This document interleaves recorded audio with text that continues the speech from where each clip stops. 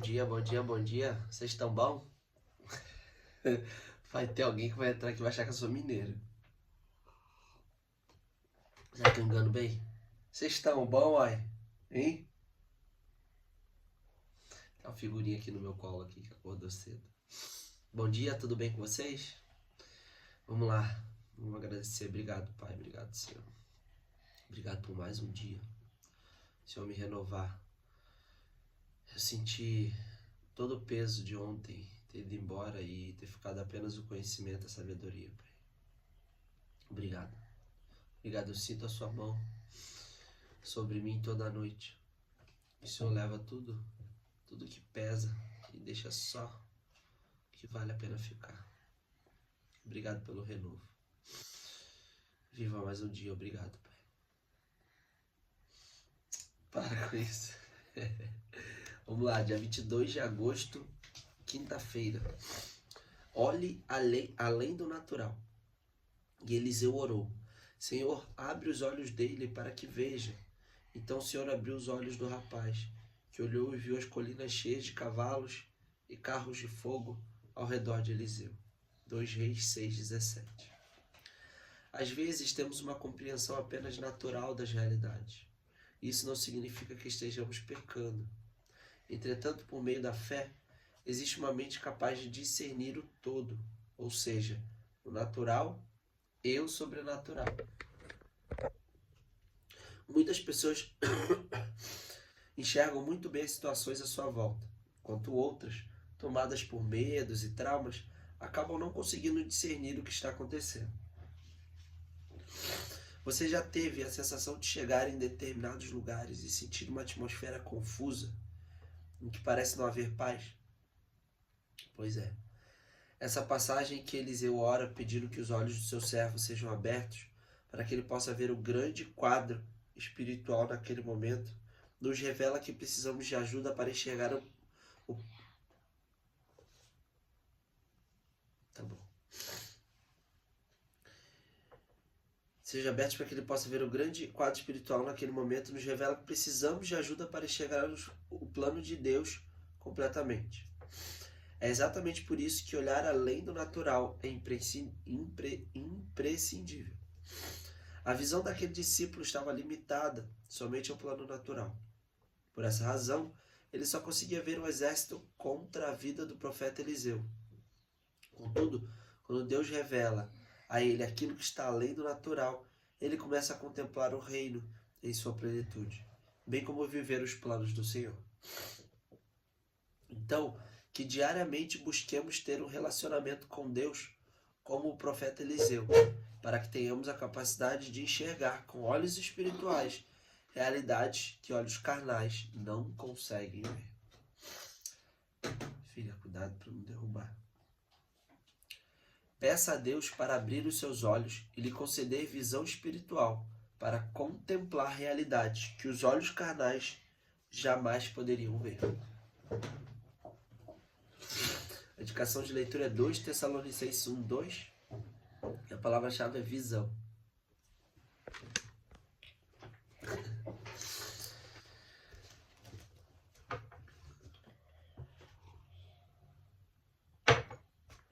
Eu não posso falar muito sobre isso hoje. Por quê? Mas porque é algo, filha, que o papai está aprendendo ainda. Ter esse olhar sobrenatural. Você conseguir olhar coisas que não estão aqui. Quer dizer, estão aqui. Mas com seus olhos daqui do corpo humano, a gente não consegue ver. Por exemplo, o que você vê aqui? Tem um monte de coisa no escritório, né? Computador, tem o skate que está aqui, eu, você, né? Tem um espaço vazio. E além disso, tem várias outras coisas aqui. Agora eu não consigo ver espaço vazio. Não é tudo que tá vazio, aqui tá vazio. Consigo ver aquilo. Pois é. Porque a nossa mente, ela está direcionada a ver as coisas com formas. Por que a gente não olha para o espaço vazio? Porque ele é vazio. Mas ele está aqui. Se você encher de coisa aqui, ele não vai estar mais. Ele vai ter que sair. Então, essa além para além do natural, essa visão para além do natural, né, para o extraordinário, para o sobrenatural, se é algo que vem acontecendo, vem abrindo os meus olhos, como se eu tivesse bem devagarzinho tirando, né, as escamas, né? Não aconteceu ainda nenhuma revelação forte em que eu chegasse, uau!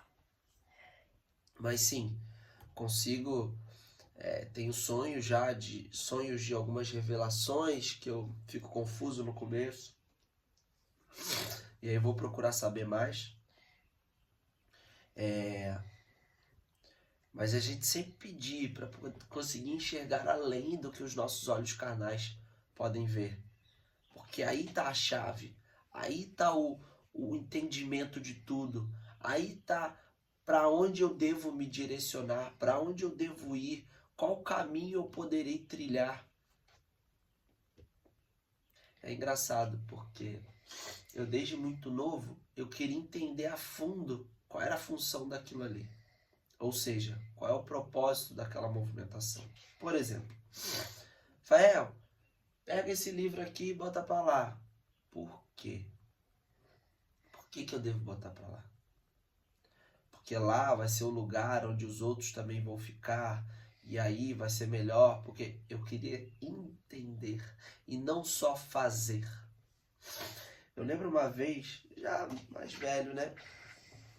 Eu tava no Havaí, já tinha acabado de chegar e arrumei um trampo de pintura. Era um brasileiro lá e falou, ó... o cara falou, ó, capricha nessa tinta óleo aí, porque tinha umas frestinhas entre uma madeira e outra, era uma parede de madeira, né? Tinha as frestinhas entre um e outro, capricha, tá? Pra poder... Só faz grossa a tinta, capricha mesmo. Dá primeiro com o pincel, depois vem rolando. Eu falei, tá, mas pra que eu tenho que fazer tão grosso assim? Eu queria entender pra eu poder fazer com mais eficiência. Porque se ele falar assim, não, eu quero tampar esses buraquinhos, essas frestas, pra eu economizar tempo. Se ele me explicasse, o que eu ia poder fazer? Eu ia poder dar mais ênfase ali. Eu ia poder dar mais ênfase ali pra poder fazer bem feito. Ele não me explicava. Ele falou, não, só bota bastante tinta. Mas por quê? Não, só bota. Aí eu fui fazer. Aí, caprichando, fazendo, só que algumas frestas ainda apareciam. Mesmo caprichando. Eu discuti com ele. Ele falou, pô, mas não tampou as frestas? Você me disse que era pra tampar as frestas?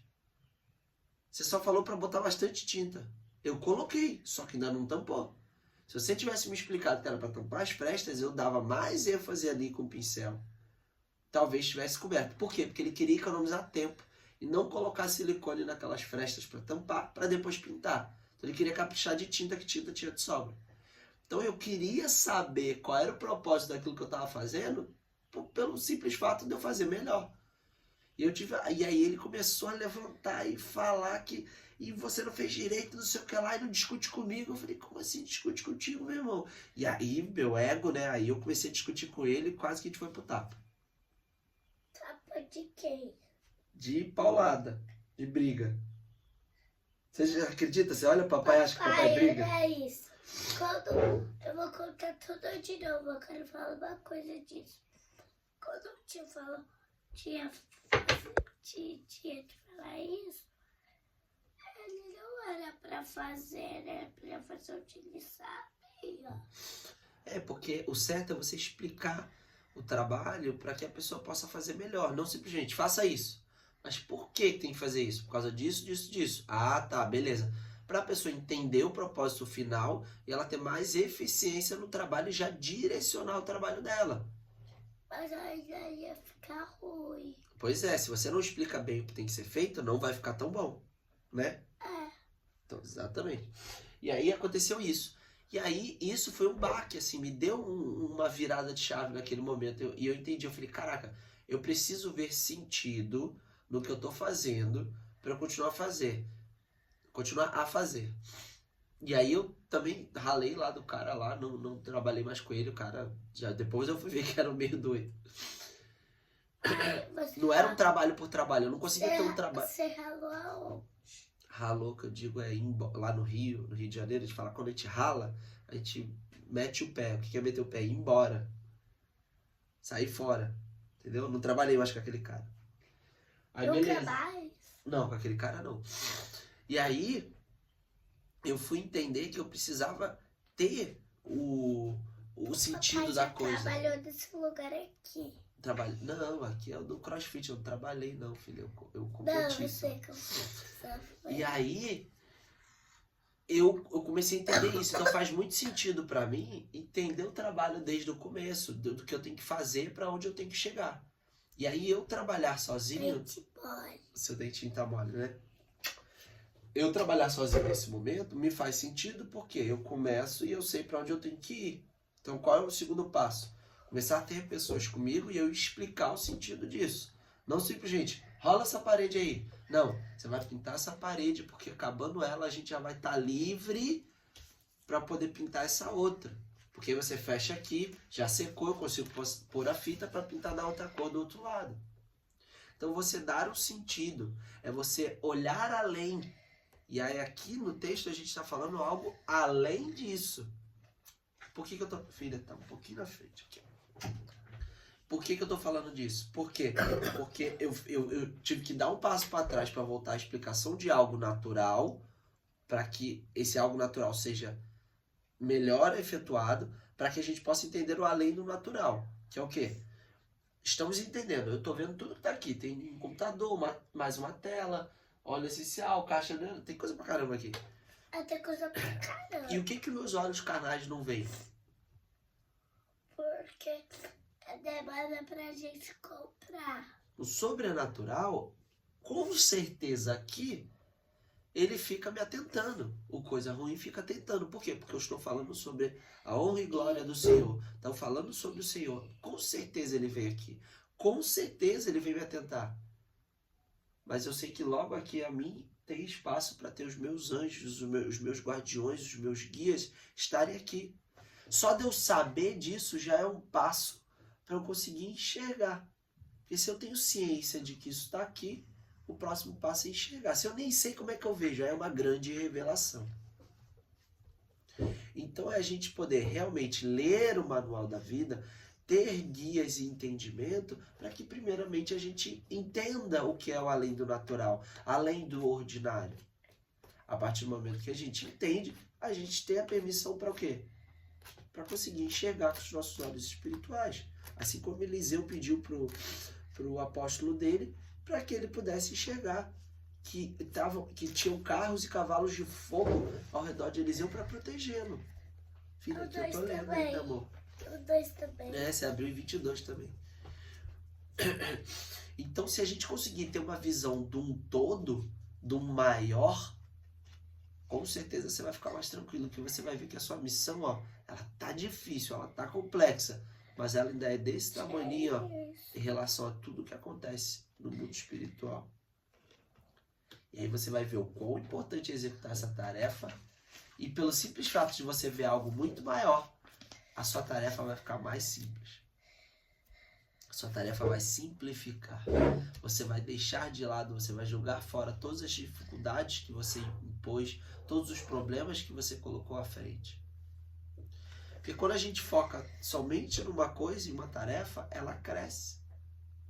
Agora, se você conseguir olhar com um todo e saber que aquela tarefa faz parte, que ela é mais um membro, ela é mais uma parte, ela é mais um pedacinho daquilo tudo, você simplifica, tira todas as bobagens do caminho, continua executando. Imagina que todos nós fazemos parte de um corpo humano mesmo. Dedo, mão, perna, olho, unha. E que todos fazemos parte do corpo. Acabou de fazer o coração. Quando você entende que você é só a unha de um dedo e você é só a unha, você vai se preocupar com 1 milhão de coisas. Ah, é porque a sujeira que está debaixo dela, porque a unha não está muito forte. Quando você entende que você precisa ser apenas a unha, que faz parte de todo um corpo, que esse corpo vai fazer a obra maior, você só se preocupa em ser a unha e tá ali servindo. E não que pá, que pum, que pode, que não, que tá. E aí já acabou com tudo, já ficou doido. Então saiba que você é parte de algo maior. E que a sua tarefa, por mais difícil que ela esteja sendo hoje, se você pedir a Ele que você possa enxergar a tarefa como um todo, ela vai simplificar. Você vai jogar fora um monte de amarra, um monte de prisão emocional, um monte de coisa fora para poder executar a sua tarefa. Você conseguir olhar além do natural. Conseguir sim. Vão acabar todos os medos. A partir do momento que você já consegue enxergar com seus olhos espirituais, já era, velho. Você começa a jogar tudo fora. Tudo. Eu lembro que quando eu era novo, eu tinha medo de espírito, eu tinha medo de coisas, porque eu achava que tudo era ruim. Só que, a melhor coisa que você pode fazer Eu não tive isso, não. é saber, é olhar. É você ter ciência de que eles estão aqui. Eu sei que eles Que seus guias... Eles estão invisíveis. Eles estão invisíveis aos olhos carnais, mas visíveis aos nossos olhos espirituais. Pai, Entendeu? Pra gente tá aquecendo. Já tem que cortar de novo? Que franja é essa que dá trabalho, hein? Então eu oro para que eu possa sim enxergar e possa sim ajudar. Olha qual é a papai. Não só as pessoas. Eu corto depois. Mas os espíritos que ficaram aqui, que estão sem entendimento, eu não estou entendendo, que precisam passar, seguir em frente. E o que eu peço é para que eu possa contemplar de verdade, poder olhar, que os nossos olhos carnais não veem. Né, filho? Opa! Eu quero sair. Vai, você vai aonde? Tá bom, gente? Então, ó, até amanhã. Um beijo, queijo. Amanhã tem mais. Beijo, queijo.